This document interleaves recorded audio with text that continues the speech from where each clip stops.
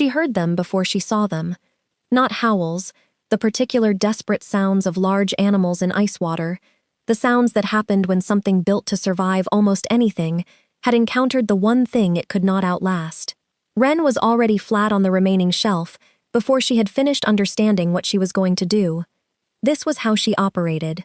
Her father had called it the instinct before the thought, the body moving toward the necessary thing while the mind was still organizing the reasons. He had taught her to trust it, and she had been trusting it for 11 years, and it had not been wrong yet. She drove the first anchor stake with 2 strokes. The ice held. She drove the second.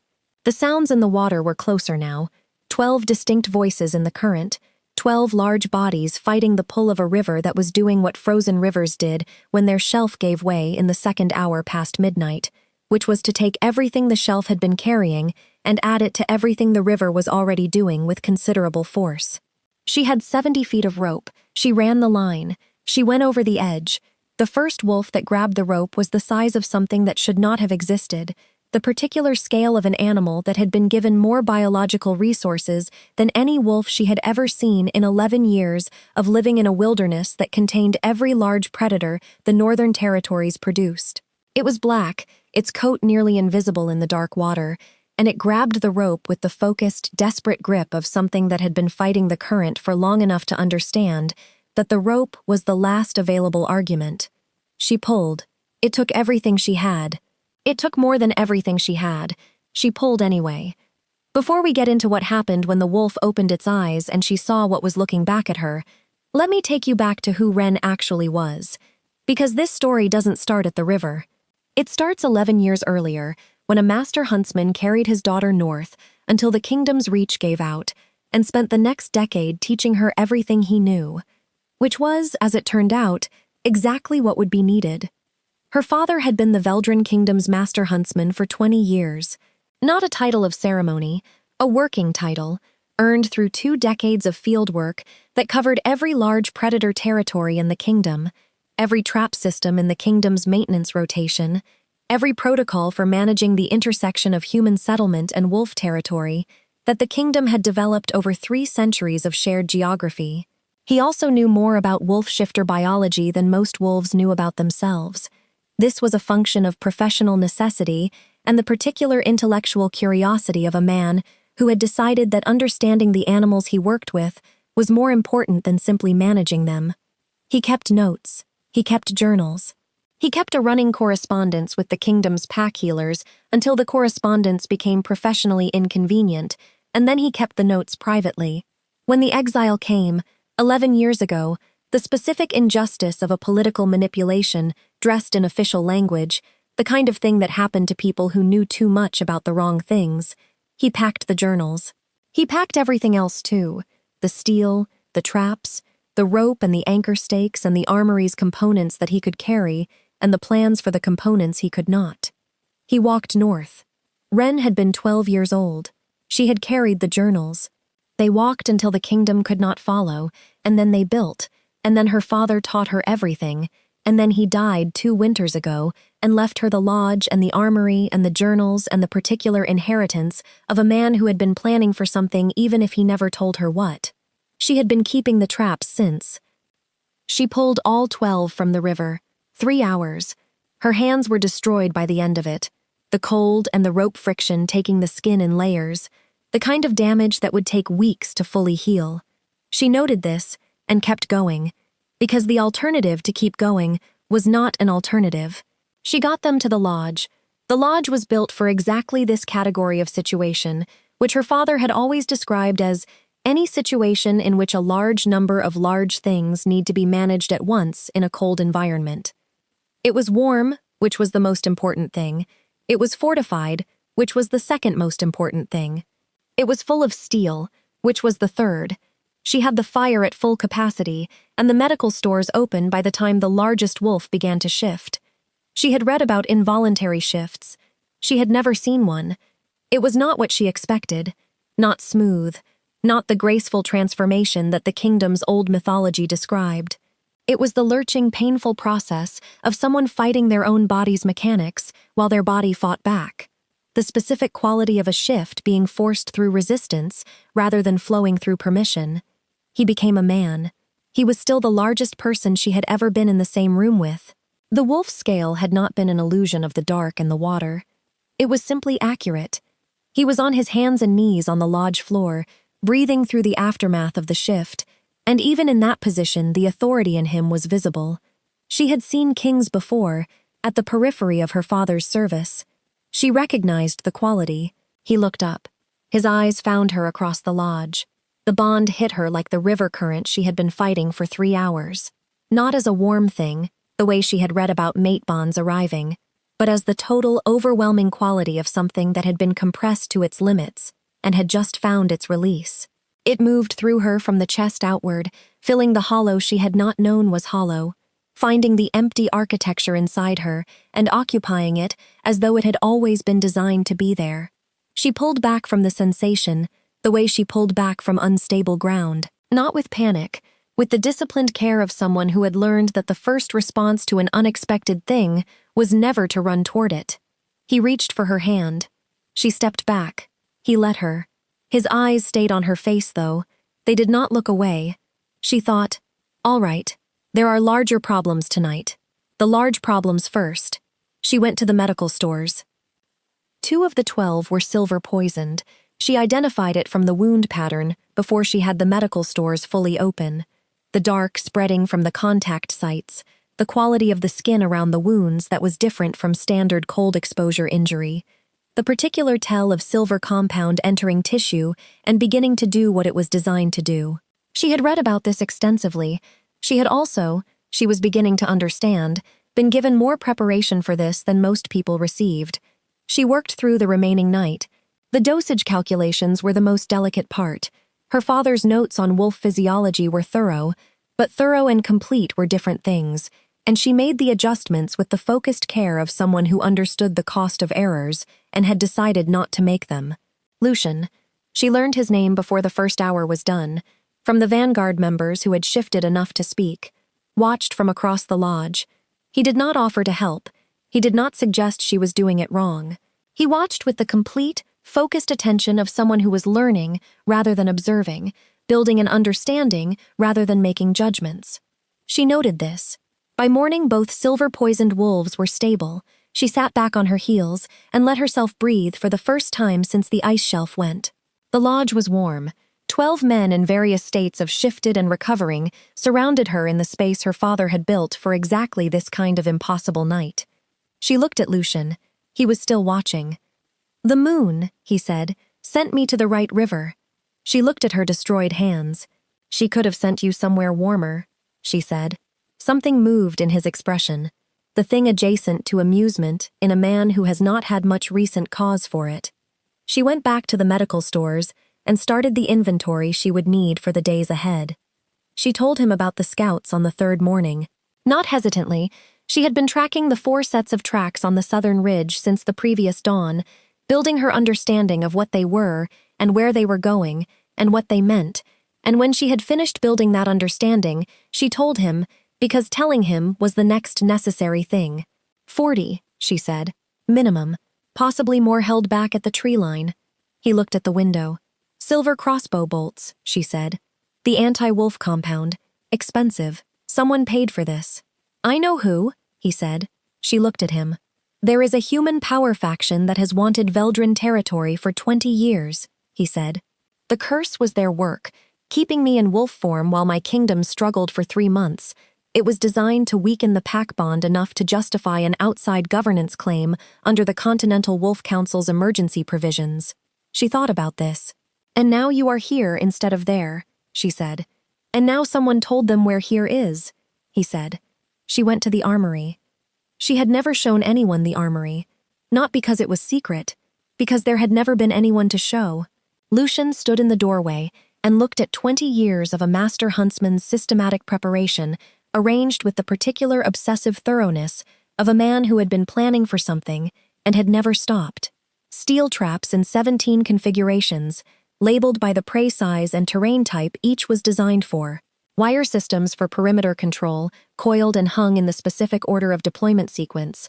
Ice anchors, rope arrangements, the the particular equipment of someone who had spent 11 years learning what the frozen wilderness required and providing it to himself because no one else was going to. Her father's field journals occupied an entire shelf. Lucian crossed to them. He read for 2 hours. She organized the armory's inventory while he read, moving through the mental map of what they had and what the terrain would support, and the calculation that turned resources into strategy. Her father had always said that strategy was just arithmetic with better consequences. You counted what you had, you counted what the problem had, and you found the arrangement of your count that produced the best possible outcome from the arithmetic. 40 mercenaries with silver crossbows against 12 randomly shifting wolves and 1 huntsman's daughter. The arithmetic was not favorable. The terrain was. When Lucian looked up from the journals, she had the deployment plan sketched on the work table's surface in her father's charcoal. He looked at it for a long time. The second approach corridor, he said. The mercenaries will identify the primary route's coverage. They will find the second. The second approach corridor has something that is not in the inventory, she said. He looked at her. My father built it in his last winter, she said. I do not know what he was building it for. I know what it does. The days between the scouts' discovery and the mercenaries' arrival gave them the particular proximity of people solving a problem together that required complete honesty. She showed him the terrain. He showed her the vanguard's tactical range in their current condition. She adjusted the plan around what random shifts could do strategically, rather than what they would do randomly. He adjusted the vanguard's positioning based on the trap system's corridors, learning the map of her father's 11-year work with the same complete attention he had given the journals. They were good at this. She noticed this before she was ready to think about what it meant. The particular efficiency of 2 people who thought in compatible ways and had found each other's knowledge interlocking rather than competing. The power that had been in her hands since she could remember was harder to ignore as the days progressed. The silver wound treatments were going faster than the medicine alone could account for.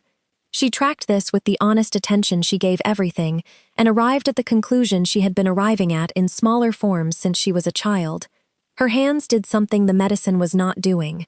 She was retreating the worst of the 2 silver wounds when Lucian came to the medical area and sat across from her and watched her hands with the complete attention he gave everything. The light was faint.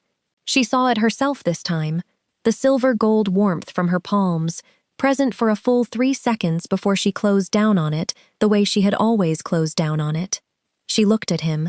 He said nothing. She said nothing.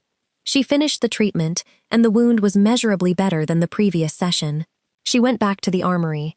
She thought about her father's last journal, the final pages, the cramped, urgent writing of a man running out of time. Ren's hands. Something I cannot explain. The silver compound in the wound was withdrawing before she touched it. I think her mother's bloodline is more than I understood. She had never known her mother. She had assumed this was simply a fact of her life, one of the things that was true and could not be changed and therefore did not require energy spent on it. She was beginning to think it might require some energy after all. The mercenaries arrived 3 hours before dawn on the 5th day. Brast led from the rear, the positioning of someone who understood that 40 men with silver weapons against a cursed king and 12 compromised wolves was good arithmetic, and who wanted to observe the arithmetic rather than participate in it. She was already outside. She was already outside because she had mapped the perimeter at midnight and confirmed the trap corridor deployments and checked the ice anchor positions and done everything that needed to be done before the first move was made, and when everything was done, the next thing was to be in position. Lucian had tried to tell her she should not be the exterior perimeter alone. She had been in the middle of checking the wire tension on the 3rd corridor. She kept checking the wire tension. He had stopped talking and started watching with the particular attention that she was beginning to recognize as his primary response to her. Complete, focused, the expression of someone who was learning rather than managing. She went outside. The trap system worked the way her father had always said it would work, not by stopping the enemy, but by controlling where the enemy was. 2 approach routes closed in the first 15 minutes. The mercenaries redirected. They redirected into the prepared positions. She was bleeding by the 2nd hour. Silver bolt, left arm, grazing contact. The bolt had taken the outer tissue, rather than the deeper structures, which was the best possible version of a silver crossbow bolt wound, and was still a silver crossbow bolt wound. She pulled it. She packed the wound. She kept moving. Lucian was in wolf form. The random shift had arrived in the third exchange, the worst timing, and she had seen his wolf at the perimeter line and seen the bond's urgency in the way he was moving and made the hand signal and watched him hold. He held. She knew what it cost him. The trap system narrowed the mercenaries from 40 to 23. Brast was still standing. He had been watching the pattern. He had found the corridor. She was in it before he reached it. Brast was a wolf. She had not known this. The intelligence about the mercenary force had not included this.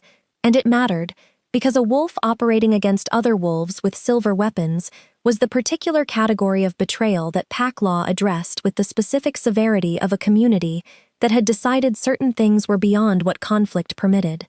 It also mattered because a wolf's speed and strength in a confined corridor was different from a human fighter's speed and strength, and the thing her father had built in his last winter had been built for exactly this difference.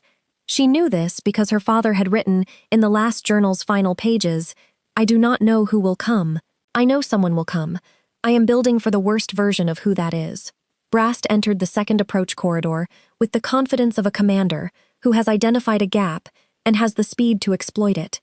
He encountered what her father had spent a winter building. The encounter was not long. It was thorough. When it was done, Brast was immobile, and the mercenaries were withdrawing in the disorganized way of a force whose commander has just discovered the arithmetic was wrong. She sat down in the snow. The silver wound was worse than she had been managing it as. This was the honest accounting. She had been treating the wound as manageable because stopping treating it as manageable would have meant stopping, and stopping had not been an option. Now stopping was an option. She took it. Lucian shifted back. She felt him cross the perimeter before she heard his footsteps. The bond's warmth arriving ahead of him, the particular signal she had been managing for 5 days and was no longer managing. He was in front of her before she had processed his arrival. He was crouched in the snow at eye level with her, his hands on her arm before she had arranged an objection. The bond warmth moved through the contact, through her arm, through the silver compound burn in the wound, not treating it the way medicine treated it, replacing it, the silver compound retreating from the warmth the way contamination retreated from clean water. She looked at her hands. The silver gold light was fully present, not the faint 3-second flicker of the medical sessions, the complete expression of it, moving from her palms outward through the contact between them. The wound was healing, not slowly. The bond mark appeared on her wrist. She recognized it from her father's journals, the Veldrin kingship mark, the ancient pattern of the mate bond's completion in the founding bloodline. She had read the description 3 times without ever expecting to have context for it. She had context now. Lucian looked at the mark. He looked at her. The vanguard were shifting back around them, cleanly, one by one, the random shift pattern ending with the curse's fracture. The fracture running from the bond's completion, the way a fault line ran from its origin point. 12 men stood in the snow. They looked at the bond mark. They looked at their king. They looked at the huntsman's daughter who had pulled them from the river and kept them alive and defended a lodge against 40 mercenaries with her father's steel and her own hands. The vanguard's senior wolf went to one knee. The others followed. She looked at them. She looked at Lucian. "That is not necessary," she said. "It is to us," the senior wolf said. She did not have a response to that prepared. The journey south took 14 days. 12 recovered men, 1 healing silver wound, a king who walked beside her through every mile of frozen wilderness, and spoke more in those 14 days than she had heard in the previous 5. They talked about the kingdom, about the curse and its source, which the investigation would confirm was the human power faction's hired enchanters, the same faction that had paid for the silver crossbow mercenaries and for the political manipulation that had exiled her father 11 years ago. The exile. She had not connected it. She had known her father was exiled on manufactured charges and had accepted this as the fact it was. She had not known the manufactured charges were manufactured specifically because her father had discovered, in 20 years of service, what her mother's bloodline was and what it meant for the Veldrin kingdom's founding prophecies. The final pages of the last journal. He had been trying to tell her something he had not found the right words for before the right words ran out. On the seventh night, she asked Lucian what he knew about her mother. He told her, the Veldran Luna bloodline, the mate bloodline for the founding kingship, the bloodline that carried the healing gift and the bond mark, and the particular warmth in the hands that she had been suppressing since she first noticed it at 14. The bloodline that the human power faction had been trying to eliminate for 20 years, because the curse could not hold against a completed founding mate bond. Her mother had died, her father had taken the daughter north and kept her alive, and built an armory, and written everything down in journals he had left where she would find them. She sat with all of this for the rest of the seventh night. On the 8th day she kept walking. The kingdom's border came into view on the 14th day, and the pack bond crossed it to reach them, before they had cleared the tree line. 300 Veldran wolves felt their king return through the bond. The bond mark on her wrist blazed with it. The Luna bloodline recognized by the founding pack bond, the mate bond complete, the warmth moving through the territory's connection, the way warmth moved through something that had been cold for too long and had finally found its source. The kingdom knew who she was before she crossed the border. The council work was not glamorous. It was 3 months of the particular messy, contested labor of accountability, the human power faction's involvement, documented and presented to the Continental Wolf Council with the evidence the vanguard had been building for months before the curse caught them. The political manipulation behind her father's exile reversed, the record corrected, the official language retracted in the specific formal way that official language required to be properly unsaid. Ren sat at the council table and approached it the way she approached every problem, factually, completely, with the patience of someone who had checked river traps at midnight in a frozen wilderness for 9 years, and found that patience was the one resource that did not run out if you managed it correctly. Lucian sat beside her. Every session, not across from her at the formal distance of the Alpha's chair. Beside.